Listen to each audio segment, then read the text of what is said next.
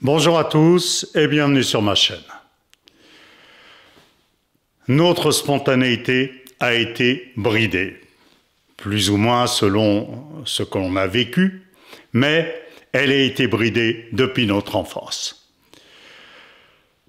Nous allons voir dans cette vidéo qu'il est possible de la libérer, mais aussi, je dirais, de la purifier, parce que tout ce qui s'exprime spontanément n'est pas forcément intéressant, ni pour nous-mêmes, ni pour les autres.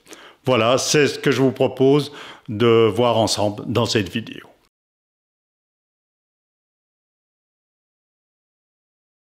Au début de notre vie, dans notre petite enfance, dans le début de notre enfance, dans notre enfance, notre spontanéité est extrêmement vive. J'ai vu hier un enfant sur un canal à Annecy qui tout d'un coup découvre un canard. Et sa réaction immédiate, c'est « Ah !»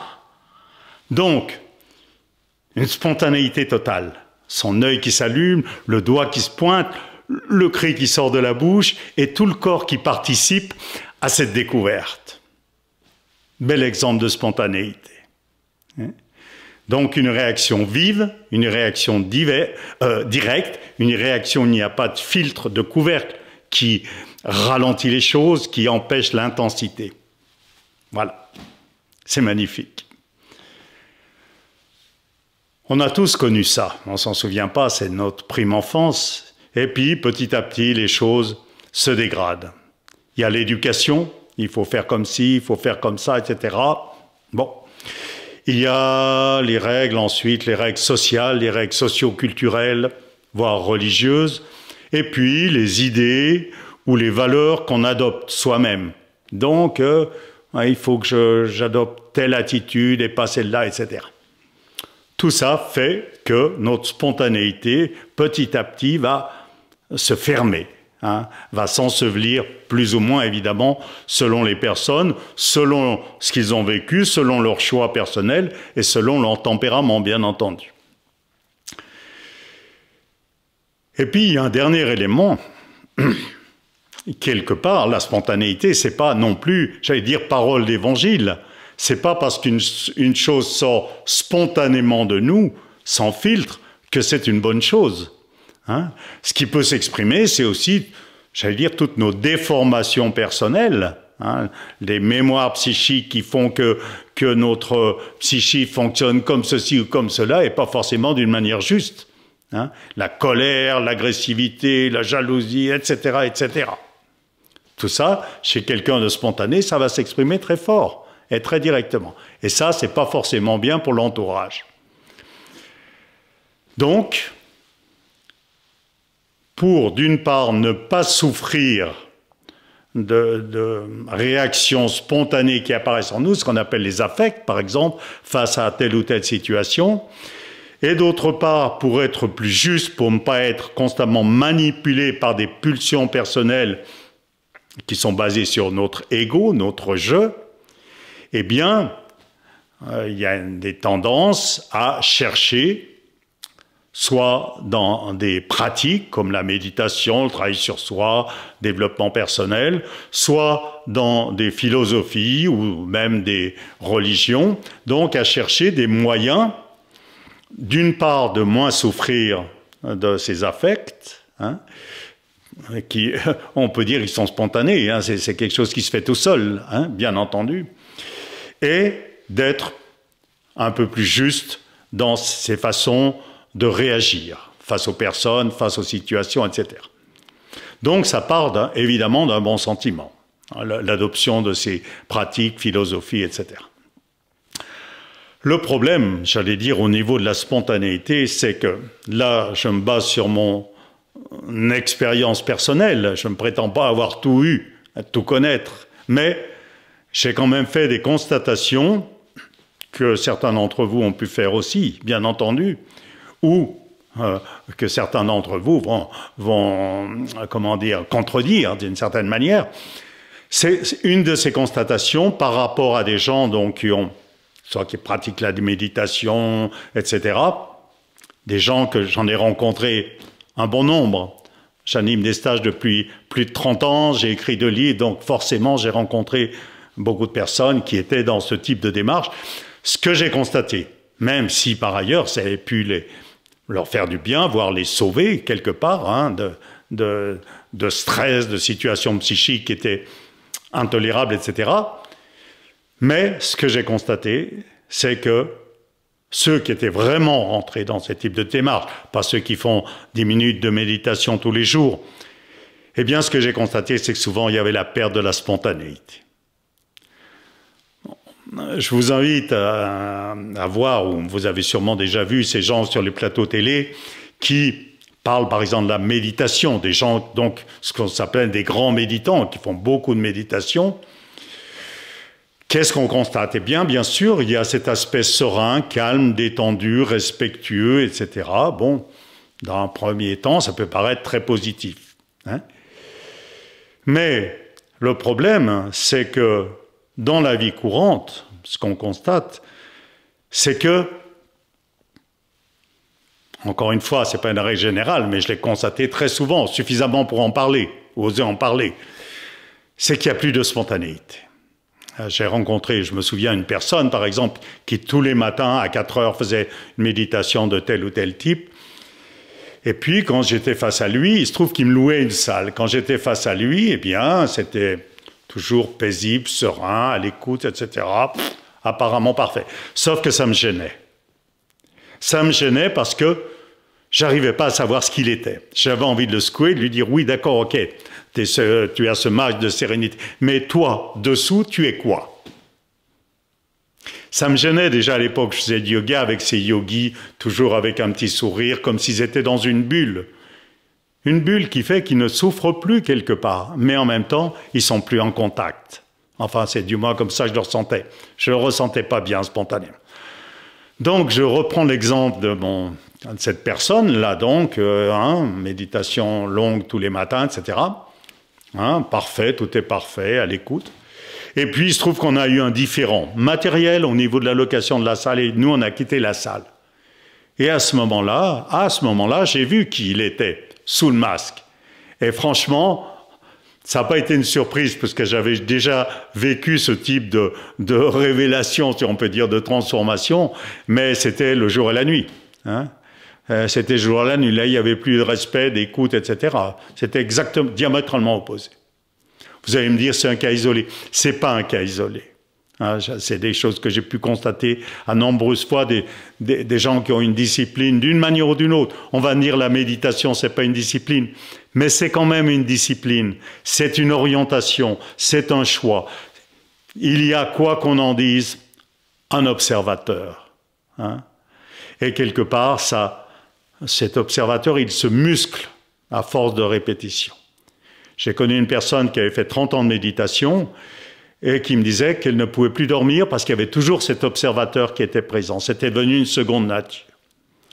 Donc, c'est ça qui bride la spontanéité. C'est qu'il y a un couvercle qui sont mis, alors même qu'on croit développer son ouverture. Ce qu'il faut voir, c'est au quotidien, dans la vraie vie, ce que ça donne. Voilà. Et encore une fois, ça part d'une bonne intention, puisque c'est pour se libérer de pulsions, effectivement, qui sont négatives, ou d'affects qui sont négatifs. Alors, que faire? Alors, soit on laisse libre cours, et puis c'est le débordement, la colère, la violence, tout ce qu'on voudra, soit ça donne à des pratiques pour, justement, moins souffrir de ses affects personnels, être plus juste dans ses réactions, et on bride sa spontanéité. Je fais la version, pas caricaturale, mais globale, on va dire. Alors, si je fais cette vidéo, c'est je pense qu'il y a une troisième voie possible. Encore une fois, sans prétendre avoir la solution miracle, simplement ce que j'ai pu constater encore une fois, sur moi-même et sur d'autres personnes, c'est que, suite à la pratique du Katsuga no Endo, donc qui est un fondement de cette chaîne, mouvement régénérateur, je dirais que la spontanéité, on retrouve sa spontanéité. C'est une pratique, en fait, Je vous renvoie à la vidéo de présentation, auto-réajustement quand le corps se répare lui-même. C'est une pratique qui est basée sur le spontané et qui ouvre au spontané. Elle est basée sur le spontané. Pourquoi? Si vous regardez la vidéo, vous le saurez en détail. Parce que dans les séances, ce qui se passe, ce sont des réactions spontanées du corps et non pas des réactions imposées. Et elle ouvre au spontané parce que le corps, le système involontaire du corps, qui est à l'origine des réactions spontanées, eh bien, il va retrouver toute sa vitalité. Et du coup, il va devenir beaucoup plus sensible et réactif.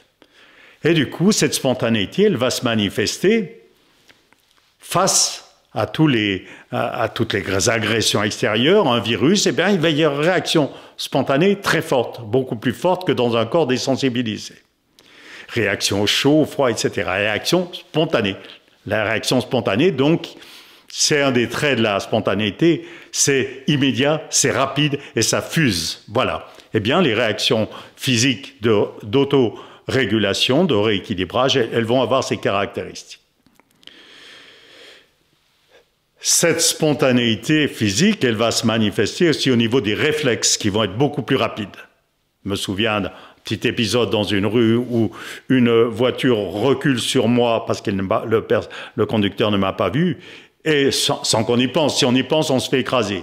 Eh bien, il y a eu un geste. Un geste immédiat, rapide. Je disais, sans me jeter des fleurs, entre le danseur et le toréador. Vous savez, qui esquive le taureau. C'est pas moi qui l'ai fait, c'est le corps, le réflexe du corps. Donc ça, c'est des choses qui s'aiguisent à la suite de la pratique. De la même façon qu'on retrouve une gestuelle plus naturelle, plus spontanée. Les personnes qui font des arts martiaux ou de la danse en font l'expérience suite à la pratique.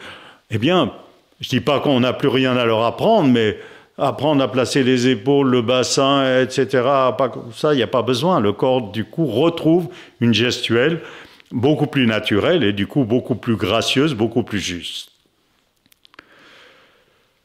Cette spontanéité, suite à la pratique, elle va se retrouver également au niveau psychique.